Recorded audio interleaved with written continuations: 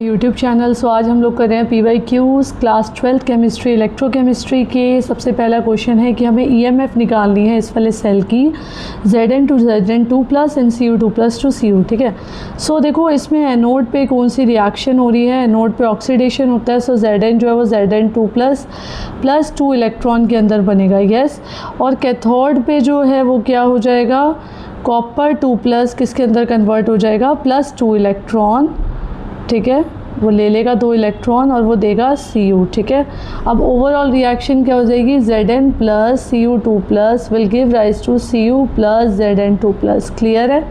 ठीक है। So number of electrons हमारे पास कितने आ जाते हैं, नंबर ऑफ़ इलेक्ट्रॉन्स आ जाते हैं 2। ओके। सो ई सेल की वैल्यू कितनी हो जाती है, E cell would be equals to E naught cell minus 0.059 divided by n log of Zn2 plus divided by Cu2 plus। Clear? Okay. So when we will solve it, so when we will solve it, so it will come E of cell would be equals to E naught of cell minus 0.0591 divided by n log of Zn2 plus divided by Cu2 plus। Clear? So 1.10 minus 0.0591 divided by 2 log of 0.01 divided by 1। तो जब हम पूरा इसे solve कर लेंगे सो हमारे पास answer आ जाएगा 1.10 plus 0.0591। So answer would B 1.1591। ये आपको पूरा सॉल्व करना पड़ेगा, लॉग को भी, लॉग की वैल्यू को सॉल्व करना पड़ेगा। ठीक है। Log of 10⁻⁻²। मेरे पास थोड़े स्पेस कम है इसलिए मैंने इसे पूरा सॉल्व नहीं किया। सो दैट वुड बी 1.1591 वोल्ट। ठीक है। Next question, derive Nernst equation for the galvanic cell and explain the significance of each term। So Nernst equation क्या कहती है, जो रिडक्शन पोटेंशियल इलेक्ट्रोकेमिकल सेल का उसको स्टैंडर्ड इलेक्ट्रोड पोटेंशियल के साथ ये रिलेट करती है। So on the basis of the thermodynamics delta G equals to delta G naught plus RT ln Q। ठीक है। गिब्स फ्री, ये गिब्स फ्री एनर्जी है। ठीक है। और ये क्या है, ये रिएक्शन का कोशेंट है। ठीक है। और अगर हम सेल पोटेंशियल से जोड़ें तो वो delta G equals to minus NFE cell हो जाएगा। ठीक है। So delta G naught would be equals to minus NFE naught cell. Clear. So minus NFE naught cell would be equals to minus NFE naught cell plus RT ln Q। ठीक है। सो जब हम इसको पूरा सॉल्व कर लेंगे तो E cell would be equals to E not of cell minus 0.0592 n log Q। ठीक है। Clear. Next question, we have to explain the Kohlrausch law of the independent migration of ions. Okay. Yeah, so Colas law states that at infinite dilution where the ion and ion interaction would be negligible, so each ion migrates independently of its co-ion and contribute a definite value. So that would be this equals to V plus lambda plus V dash. Okay. So the limiting molar conductivity would be is the sum of the limiting molar conductivity of the cation and anion. Got it? So V plus and V minus is the number of the cation and number of the anion that is produced per formula unit of electrolyte. Got it? Next question. A current of 5 ampere is passed through CuSO4 solution for 30 minutes. Find the mass. So what would be this? So current कितना है, 5 ampere है और ये 30 minute है, तो time कितना हो जाएगा, 30 multiply 60। Okay. So that would B 1800 second. Clear. और मोलर मास जो है वो कॉपर का कितना है, 63.5। फैराडे कांस्टेंट कितना होता है, 96500 C पर मोल। Correct. So Cu2 plus 2 electron would be equals to Cu। Clear? So Q equals to I multiply T. So that would be 5 multiply 1800. So that would be equals to 9000 C. Clear?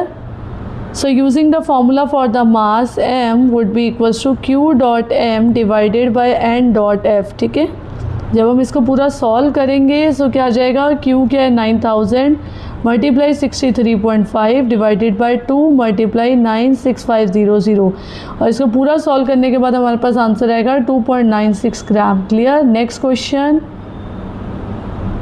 Y does molar conductivity increase with dilution. So molar conductivity क्यों increase हो जाती है?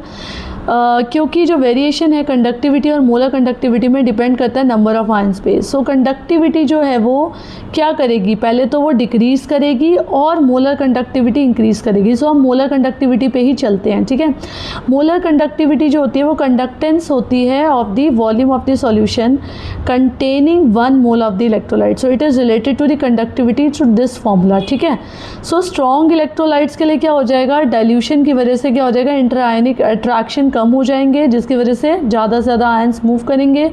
और weak electrolytes में क्या हो जाएगा, dilution क्या हो जाएगा, वो डिग्री ऑफ डिसोसिएशन को बढ़ा देगा. सो ओवरऑल जो है वो के क्या हो जाएगा, कम हो जाएगा. ठीक है, सो वॉल्यूम बढ़ जाएगा जिसकी वजह से नेट इंक्रीज़ हो जाएगा. लेकिन कंडक्टिविटी के अंदर जो है, कंडक्टिविटी के अंदर क्या हो जाएगा, कंडक्टिविटी को क्या डिफाइन करते हैं, conductance of the volume of the unit volume. ठीक है, unit volume of a solution.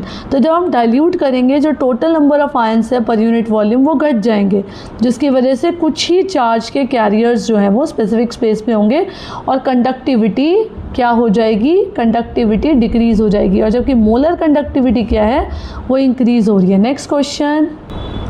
What is a salt bridge. Salt bridge एक डिवाइस होती है जो कि इलेक्ट्रोकेमिकल सेल को कनेक्ट करती है ऑक्सीडेशन और रिडक्शन हाफ सेल्स में. सो ये एक यू शेप की ट्यूब है जिसके अंदर क्या है, KCl भरा होता है या फिर KNO3 भरा होता है. और ये क्या करता है, इलेक्ट्रिकल न्यूट्रलिटी को मेंटेन करने में हेल्प कराता है. इलेक्ट्रिकल न्यूट्रलिटी को मेंटेन करने में हेल्प कराता है ये सबसे पहले तो. नेक्स्ट है कि ये कंप्लीट करता है सर्किट को. ये बहुत इंपॉर्टेंट क्वेश्चन है, हर साल आता है.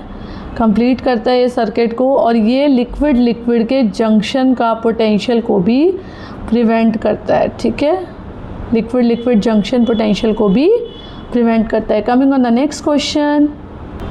एक सॉल्यूशन है वीक इलेक्ट्रोलाइट का, वो एक शार्प इंक्रीज़ दिखा रहा है मोलर कंडक्टिविटी पे. सो शार्प इंक्रीज़ किस लिए दिखा रहा है, क्योंकि डिग्री ऑफ डिसोसिएशन के कारण. सबसे पहले देखो ओसवाल का जो डाइल्यूशन लो है वो क्या कहता है, वीक इलेक्ट्रोलाइट में डिग्री ऑफ डिसोसिएशन क्या होती है, वो इन्वर्सली प्रोपोर्शनल हो जाती है to the square root of the concentration. ठीक है, जैसे जैसे हम डाइल्यूट करेंगे सॉल्यूशन का जो C है वो क्या होगा, बढ़ता जाएगा और इलेक्ट्रोलाइट जो है वो ज़्यादा से ज़्यादा आयंस के अंदर डिसोसिएट होगा. अगला कहता है increase in the number of ions. So number of ions में बढ़ता ही जाएगा. स्ट्रॉन्ग इलेक्ट्रोलाइट जो कि फुली डिसोसिएट हो रहे हैं. सो वीक इलेक्ट्रोलाइट जो है वो कुछ ही हद तक डिसोसिएट होगा. डाइल्यूशन क्या करेगा, शिफ्ट कर देगा इक्विलिब्रियम को to the formation of the more ions. इसकी वजह से total number of the ions बढ़ जाएंगे. और लिमिटिंग मोलर कंडक्टिविटी. ठीक है, सो लिमिटिंग मोलर कंडक्टिविटी क्या है, as a concentration approaches to the zero so psi M जो हो जाएगा दैट वुड बी स्टीपली बढ़ जाएगा एकदम से. ठीक है, और इसको हम क्या बोल देंगे, that would be known as a limiting molar conductivity. Coming to the next question, calculate the equilibrium constant for the cell reaction at this. So equilibrium constant, this would be E naught of cell, this is temperature, this is N. So E naught of cell would be equals to 0.0591 divided by N of log K. और जब हम लोग इसको calculate करेंगे सो ये आ जाएगा 0.0591 divided by 2 of log K. सो जब हम इसको पूरा सॉल्व करेंगे 236.029 log K. अब K को जब हम पूरा सॉल्व करेंगे so that would be K equals to 10.7.9. So K would be equals to 9.68 multiply 10⁻⁷. Clear. Next question. A current of 5 ampere is passed through the CuSO4 solution for 40 minutes. Calculate the mass. So आपके पास I कितना है, that would be 5A and time हो गया 40 minute and इसके बाद आपके पास molar mass दे रखा है, सो that would B 63.5. So Cu2+ जो है अगर उसके अंदर 2 इलेक्ट्रॉन को जोड़ेंगे सो दैट वुड फॉर्म Cu. अब हमारे पास क्या आ जाएगा formula M = Q.M divided by N.F. ठीक है. So Q will be IT multiply M divided by N into F. So जब सारी वैल्यूज़ पुट करेंगे 5 multiply 2400 multiply 63.5 divided by 2 multiply 96500. So answer would be equals to 762000 divided by 193000. So M would come equals to 3.95 gram. Clear. 3.95 gram. Coming on the next question. So for this question, M would be equals to M of Ag would be equals to 1.08 gram. So molar mass of Ag would be equals to 108. For copper would be equals to 63.5. For Al would be equals to 27. So valency is Ag plus 1. ठीक है. 1 होती है, copper की 2 होती है और Al की 3 होती है. ठीक है. सो आपके पास जो N इक्विवेलेंट निकलेगा वो कितना आ जाएगा mass divided by equivalent weight. ठीक है. अब ये कितना आ जाएगा M divided by M by N. ठीक है. 1.08 divided by 108 by 1. So that would be 0.01. ठीक है. और जब हम इसका पूरा मास निकालेंगे so that would be equals to mass of copper. Copper का मास कितना आ जाएगा 0.01 क्योंकि आपके पास क्या निकालना है N equivalent multiply M of Cu divided by N of Cu. ठीक है. सो 0.01 मल्टीप्लाई 63.5 डिवाइडेड बाय 2 0.3175 ग्राम. और ऐसे ही हम लोग मास ऑफ एल्यूमिनियम निकालेंगे. So that would be 0.01 multiply 27/3. ठीक है. सो N equivalent multiply M of aluminium divided by N of aluminium. So that would B 0.09 ग्राम. ठीक है. सो ऐसे ही क्वेश्चन हम लोग सैटरडे को 11th के करेंगे PYQs एंड संडे को हम लोग करेंगे 12th के PYQs. आपको मेरे PYQs को देखना है, समझ में आ गया है तो यस लिखना है, मेरे चैनल को सब्सक्राइब करना है ओके और शेयर भी करना है अपने फ्रेंड्स कज़न्स वगैरह के साथ. मिलते हैं नेक्स्ट सैटरडे को 11th के PYQs में. बाय.